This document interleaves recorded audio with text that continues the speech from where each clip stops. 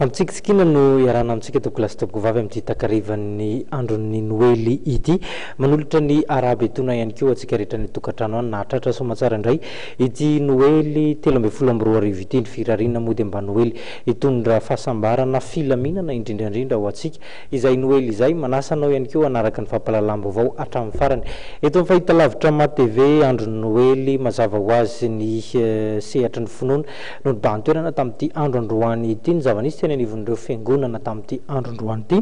sy ny zavantranga ny sasakalin'ny Noely isan'ny hoentina amintsika ihany koa ny tontolo politika na dia andro fety ary isika tsy mitsaha mivoatra ny raharam-pirenena ary ny akon'ny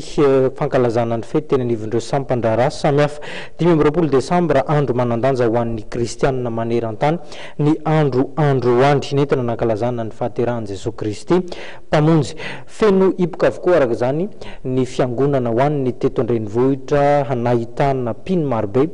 tao anatin'izany fotoana rehetra izay nitanterahana tamin'ity andro androany ity. Vorlanina ny mpino teto amin'ny ekaratany mena ho fiderana ilaina ary sy fankalazana ny nahaterahan'i Jesosy Kristy ilay mpamonjy androany.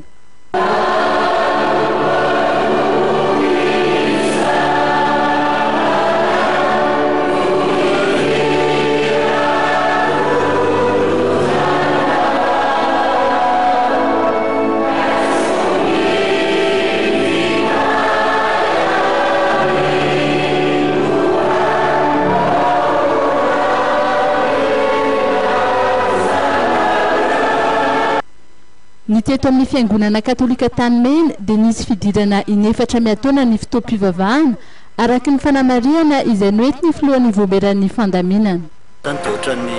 anadianina lamesa zany misy karazany efatra zany dia misy ny amin'ny anasasany misy ny amin'ny sivy dia ny amin'ny raika ambin'ny folo moa no an'izay francophonie zany no miteny-bazaha dia misy ny amin'ny dimy sasany tanareo zao moa faherana zany parikina fa dia maro ny tobila ary naro-mivavaka zany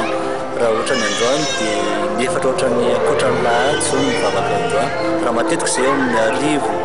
1200 eny isan'ny olona dia androany efa hiakatra 4500 so 5000 zao ny maraina fotsiny mitoko tika moa zany zao ny tena marina dia miratsoan'ny tsiraray mba hanao fety sambatra sy Noely sambatra daholo ny taona dia mitokofio samitsatra ny taona efatra amin'ny folo sy 1000 daholo teo. Anisan'ny noentina mbavaka manokana ireo sahirana tamin'ity andro Noely ity raha ny fantatra ary nisany koa ny fitondrana mbavaka ny firenena izay mandalo kindaona lehibe amin'izao fotoana izao. Feno hipoka ihany koa ny teto amin'ny fiangonana Anglikana Trinité Masina Avaratranjoma izay nisy fidirana indroa miataona androany ary naredina tokoa ny firanany iran'ny Krismasy.